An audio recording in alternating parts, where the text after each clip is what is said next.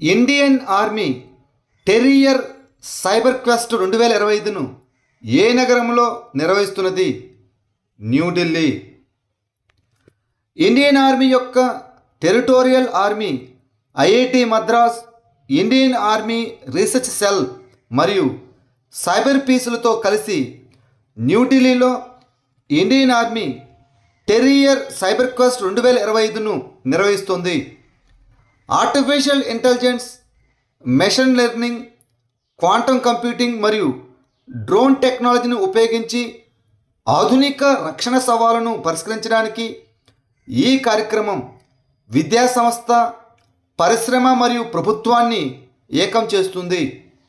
జాతీయ వార్షిక నివేదిక మరియు మహిళా భద్రత సూచిక అనగా నారీస్ 2025 ప్రకారం భారతదేశంలోని ఏ నగరం లింగ సమానత్వంలో అగ్రస్థానంలో నిలిచింది?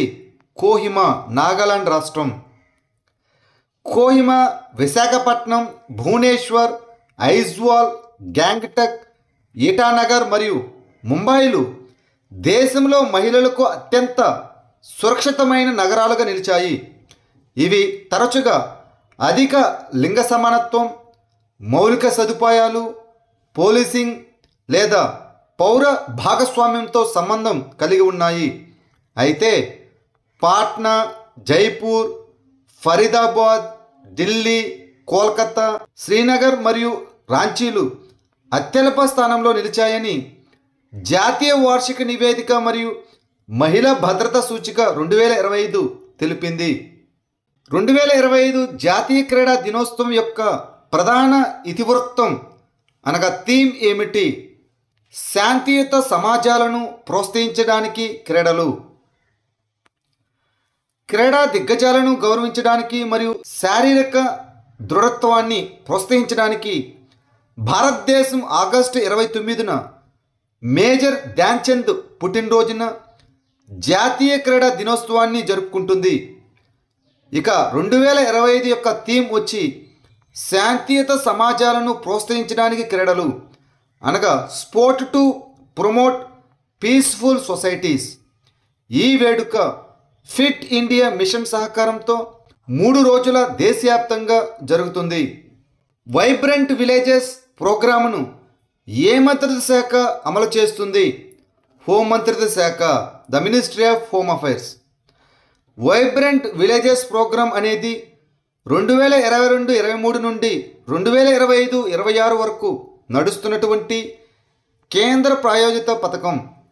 ఇది అరుణాచల్ ప్రదేశ్, హిమాచల్ ప్రదేశ్, సిక్కిం, ఉత్తరాఖండ్ మరియు లడఖ్ కేంద్రపాలిత ప్రాంతంలోని భారతదేశ ఉత్తర సరిహద్దుల్లోని 19 జిల్లాల్లోని 46 బ్లాకుల్లో 2967 గ్రామాలను లక్ష్యంగా చేసుకుంది.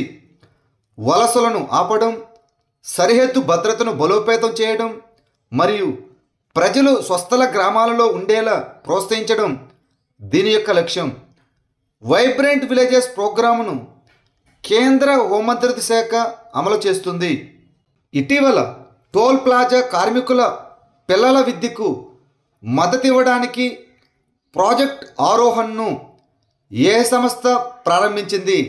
NHAI, national highway authority of India. Toll ప్లాజాలో పనిచేసే ఉద్యోగుల పేదరికంలో ఉన్న కుటుంబాలలోని పిల్లలకు విద్యను అందించడంలో సహాయపడే లక్ష్యంతో national highways authority of India project ఆరోహణ్ను ప్రారంభించింది. ఈ ఇనిషియేటివ్ ఆర్థిక అడ్డంకులను తొలగించి అందరు విద్యార్థులకు నాణ్యమైన విద్యను సమానంగా పొందేలా చేస్తుంది. అహ్మదాబాద్లో జరిగిన 2025 కామన్వెల్త్ వెయిట్ లిఫ్టింగ్ ఛాంపియన్షిప్లో బంగారు పతకం గెలుచుకున్న భారతీయ వెయిట్ లిఫ్టర్ ఎవరు? మీరాబాయ్ చాను. అహ్మదాబాద్లో జరిగిన 2025 కామన్వెల్త్ వెయిట్ లిఫ్టింగ్ ఛాంపియన్షిప్లో స్టార్ ఇండియన్ వెయిట్ లిఫ్టర్ అయిన మీరాబాయ్ చాను బంగారు పతకాన్ని గెలుచుకుంది. పెరుగుతున్న భారతీయ కార్మికుల సంఖ్యను నిర్వహించడానికి రష్యాలో కొత్త కాన్సులేట్ జనరల్ను ప్రారంభిస్తున్నట్లు భారతదేశం ఇటీవల ప్రకటించింది. దీనిని ఏ నగరంలో ఏర్పాటు చేస్తున్నారు? ఎకటెరిన్బర్గ్. ఉరల్ ఫ్యాక్టరీలు భారతీయ కార్మికులపై దృష్టి సారించాయి. ఎకాటెరిన్బర్గ్లో కొత్త కాన్సులేట్ జనరల్ ప్రారంభం కానుంది. ఇది ఈ సమస్యలను పరిష్కరిస్తుంది. ఎకాటెరిన్బర్గ్ రాజధానిగా ఉన్న స్వెర్డ్లోవ్స్క్లో భారీ పరిశ్రమలు మరియు సైనిక పారిశ్రామిక సముదాయం ఉన్నాయి. వీటిలో ఉరల్ మాష్ మరియు T-90 యుద్ధ ట్యాంకు తయారీదారు అయినటువంటి ఉరల్ వ్యాగన్ జావోడ్ ఉన్నాయి. 2025 ఫిడే ప్రపంచ కప్ను ఏ భారతీయ రాష్ట్రం నిర్వహిస్తుంది? గోవా. అంతర్జాతీయ చెస్ సమైక్య అనగా ఫిడే ప్రపంచ కప్ 2025 అక్టోబర్ 30 నుండి నవంబర్ 27 వరకు భారతదేశంలోని గోవాలో నిర్వహించబడుతుంది. విశ్వనాథన్ ఆనంద్, గుకేష్, ఆర్ ప్రజ్ఞానంద్, అర్జున్ ఎరగైసి, నిహాల్ సరీన్, విదిత్ గుజరాతీ మరియు ఇతరులు సహా కనీసం 21 మంది భారతీయ ఆటగాళ్లు దీనికి అర్హత సాధించారు.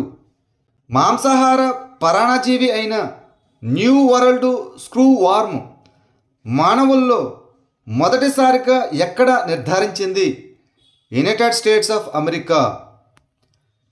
ఇటీవల department of health and human services మాంసాన్ని తినే పరాణజీవి అయిన న్యూ వరల్డ్ స్క్రూ వార్మ్ మానవుల్లో మొదటిసారిగా నమోదైందని నిర్ధారించింది. యుఎస్ఏలో మొదటి కేసు ఇటీవల ఎల్ సాల్వడార్ నుండి తిరిగి వచ్చిన మేరీల్యాండ్ నివాసిలో కనుగొనబడింది. ఈ న్యూ వరల్డ్ స్క్రూ వార్మ్ అనేది దక్షిణాఫ్రికా మరియు కరేబియన్లో సాధారణంగా కనిపించే నీలి బూడిద రంగు బ్లోఫ్లై.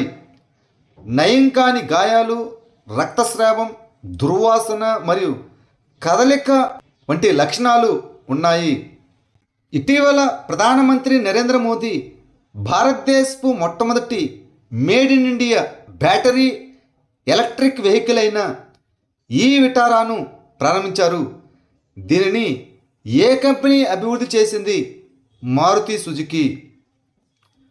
ప్రధానమంత్రి Shri Narendra Modi Maruti Suzuki India limited యొక్క పూర్తి యాజమాన్యంలోని అనుబంధ సంస్థ అయిన సుజుకి మోటార్ గుజరాత్ ప్రైవేట్ లిమిటెడ్లో 100 దేశాల్లో అమ్మకాల కోసం మారుతి సుజుకి మొట్టమొదటి బ్యాటరీ ఎలక్ట్రిక్ వాహనం అయిన ఈ విటారాను ప్రారంభించారు.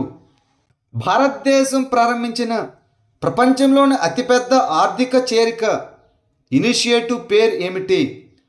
ప్రధానమంత్రి జన్ ధన్ యోజన.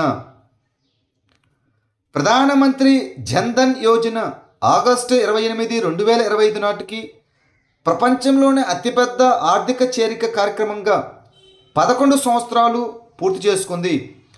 ఇది ఆగస్టు 28, 2014 ప్రారంభించబడింది. బ్యాంకింగు, పొదుపు, క్రెడిటు, బీమా, పెన్షన్లు మరియు చెల్లింపు సేవల ద్వారా ఆర్థిక చేరికను ప్రోత్సహించడం దీని యొక్క లక్ష్యం. ఈ PMJDY ప్రత్యక్ష ప్రయోజన బదిలీలకు మద్దతిస్తుంది మరియు ప్రభుత్వ ఆర్థిక చొరవలకు వెన్నెముకగా నిలుస్తుంది. మొదటి అంతర్జాతీయ పాలీ సమావేశం ఎక్కడ జరిగింది? శ్రీలంక. మొదటి అంతర్జాతీయ పాలీ సదస్సును శ్రీలంకలోని కాండీలో పెరదేనియా విశ్వవిద్యాలయంతో కలిసి కాండీలోని భారత అసిస్టెంట్ హైకమిషన్ ఆగస్టు 2025లో నిర్వహించింది. ఈ కార్యక్రమం శ్రీలంక, భారతదేశం మరియు ఇతర దేశాల నుండి పండితులను ఒకచోట చేర్చింది. ఈ పెరదేనియా విశ్వవిద్యాలయం నిర్వహించిన మొదటి అంతర్జాతీయ పాలీ సమావేశం ఇది. భారతదేశంలో పాలీని శాస్త్రీయ భాషగా భారత ప్రభుత్వం గుర్తించింది. 2 రోజుల త్రివిధ సంభాషణ అయిన ర్యాండ్ సంవద్ 2025 ఎక్కడ జరిగింది? మధ్యప్రదేశ్. యుద్ధం మరియు యుద్ధ పోరాటాలపై 2 రోజుల త్రిసేవ సంభాషణ అయిన ర్యాండ్ సంవద్ 2025 ఆగస్టు 26 నుంచి 27 తేదీల్లో మధ్యప్రదేశ్లోని డాక్టర్ అంబేద్కర్ నగర్లోని ఆర్మీ వార్ కాలేజీలో జరిగింది. సమాచార యుద్ధం, గ్రే జోన్ బెదిరింపులు, ఇంటిగ్రేటెడ్ ఆపరేషన్లు మరియు భవిష్యత్ పోరాట సాంకేతికతలపై దృష్టి సారించాయి. భారతదేశంలో మొట్టమొదటి integrated global financial technology capability హబ్ను ఏ రాష్ట్ర ప్రభుత్వం ప్రారంభించింది? ఒడిస్సా. ఒడిశా ముఖ్యమంత్రి మోహన్ చరణ్ మాఘీ భారత్ నేత్ర ఇనిషియేటివ్ కింద భువనేశ్వర్లో భారతదేశపు మొట్టమొదటి integrated global financial technology capability హబ్ను ఆవిష్కరించారు. ఇది వ్యవస్థాపకత, నైపుణ్యాలు, ఆర్థిక మరియు ఉపాధిని ప్రోత్సహించడం లక్ష్యంగా పెట్టుకుంది. సడక్ సురక్షా మిత్ర కార్యక్రమాన్ని ఏ కేంద్ర మంత్రిత్వ శాఖ ఆధ్వర్యంలో ప్రారంభించారు? రోడ్డు రవాణా మరియు రహదారుల మంత్రిత్వ శాఖ. ఉత్తరప్రదేశ్ రవాణా శాఖ ఇటీవల సడక్ సురక్షా మిత్ర కార్యక్రమాన్ని ప్రారంభించింది. రోడ్డు భద్రతలో యువతను నిమగ్నం చేయడానికి రోడ్డు రవాణా మరియు రహదారుల మంత్రిత్వ శాఖ కింద ఇది ప్రారంభించబడింది. ట్రాఫిక్ ప్రమాదాలను తగ్గించడం, అత్యవసర ప్రతిస్పందనను మెరుగుపరచడం మరియు పౌరుల భద్రతను పెంచడం దీని యొక్క లక్ష్యం.